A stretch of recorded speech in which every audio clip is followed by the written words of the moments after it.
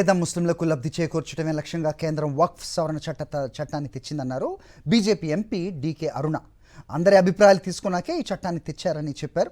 కొందరు కావాలని దుష్ప్రచారం చేస్తున్నారని ఆరోపించారు. వక్ఫ్ ఆస్తులు కొందరి చేతిలోనే బందీ అయ్యాయన్నారు. వక్ఫ్ సవరణ చట్టంపై ప్రజలకు అవగాహన కల్పిస్తూ పలు కార్యక్రమాలు చేపడుతున్న డీకే అరుణతో మా ప్రతినిధి విక్రమ్ మాట్లాడారు. వక్ఫ్ సవరణ చట్టంపై దేశవ్యాప్త ఉద్యమానికి సిద్ధమవుతామని చెప్పి మజ్లిస్ అధినేత అసదుద్దీన్ ఓవైసీ ప్రకటించారు. దీనిపై మనతో మాట్లాడడానికి బీజేపీ ఎంపీ, అదేవిధంగా వక్ఫ్ సవరణ చట్టానికి సంబంధించి జేపీసీ సభ్యురాలుగా పనిచేస్తున్న డీకే అరుణ మనతో పాటు ఉన్నారు. వారిని అడిగి తెలుసుకునే ప్రయత్నం చేద్దాం. మజ్లిస్ అధినేత అసదుద్దీన్ వ్యాఖ్యలను ఏ విధంగా చూశారు? వారు చేస్తున్నటువంటి ప్రచారం ఖచ్చితంగా అబద్ధ ప్రచారం, దుష్ప్రచారం. ఈ యొక్క జేపీసీ కమిటీ మొత్తం కూడా అన్ని రాష్ట్రాలు కూడా పర్యటించింది.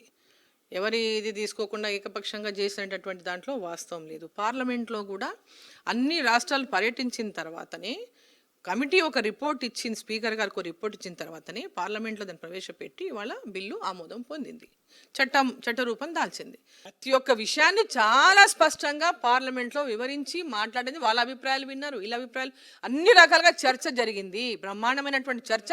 ఒక రోజు మొత్తం మధ్యరాత్రి 4 గంటల వరకు చర్చ లోక్సభలో జరిగింది. అదేవిధంగా నెక్స్ట్ డే రాజ్యసభలో కూడా అదేవిధంగా మళ్ళీ తెల్లవారుజాము వరకు చర్చ జరిగింది.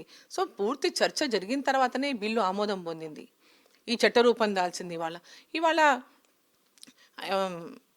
అసద్ భాయ్ కానీ ఇంకోరు కానీ ఇది ముస్లింలను పక్కదారి పట్టించొద్దు. మీకు భారతీయ జనతా పార్టీ మీద కోపం ఉంటుంది, వేరే విషయం.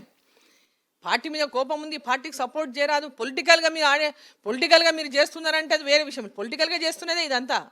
నిజంగా పేద ముస్లింల కోసం లాభం చేసే వీళ్ళు చేసేటటువంటి కార్యక్రమం ఏదైతే ఉందో, దుష్ప్రచారం ఏదైతే ఉందో, మసీదులు పోతాయి, మన ఈద్గాలు పోతాయి, మన మదర్సాలు పోతాయి, మన ప్రాపర్టీ దర్గా పోతుంది, మన ప్రాపర్టీస్ వక్ఫ్ బోర్డుల కింద ఉన్న ప్రాపర్టీస్ అంతా కూడా తీసేసుకుంటారు అనేటటువంటి ప్రచారం ఏదైతే చేస్తున్నో అది పచ్చి అబద్ధము.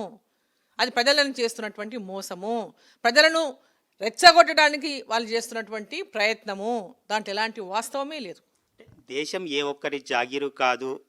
గత 11 ఏళ్లుగా కేంద్ర ప్రభుత్వం ముస్లింలకు అన్యాయం చేస్తుంది అని చెప్పి నిన్న దారుసలంలో జరిగిన సభలో పలువురు ముస్లిం నేతలు చెప్పారు. దాన్ని ఎట్లా చూస్తారు? మీరు చెప్పమనండి, ఎక్కడ అన్యాయం చేశారో చెప్పమనండి.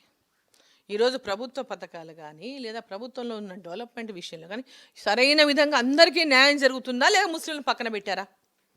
ముస్లింలను ఎవరినైనా పక్కన పెట్టారా? అందరితో పాటు సరి న్యాయం వాళ్ళకి జరుగుతుందా లేదా చెప్పమనండి.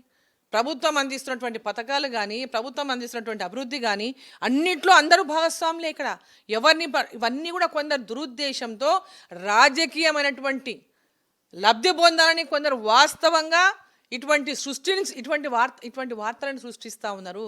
పేద ముస్లింల వర్గాలకు అన్నిటి కూడా లాభం చేయాలి, వాళ్ళందరూ లబ్ధి పొందాలి, వాళ్ళు ఆర్థికంగా ఎదగాలనేటటువంటి లక్ష్యంతోనే ఈ చట్టం చేసింది తప్ప దీంట్లో వాళ్ళు చెప్తున్నటువంటి దాంట్లో ఎలాంటి వాస్తవం లేదు అనేటటువంటి విషయం చెప్పడానికి క్షేత్రస్థాయి వరకు తీసుకెళ్తాం. మొత్తం మీద వక్ఫ్ సవరణ చట్టాన్ని పూర్తిగా ప్రజలకు అవగాహన కల్పించి దానివల్ల కలిగే ప్రయోజనాలను కూడా ప్రజలకు వివరించేందుకు పూర్తి స్థాయిలో ముందుకు వెళ్తామని చెప్పి బీజేపీ ఎంపీ డీకే అరుణ చెప్తున్నారు. వీడియో జర్నలిస్ట్ వెంకట్తో విక్రమ్, సాక్షి టీవీ, హైదరాబాద్.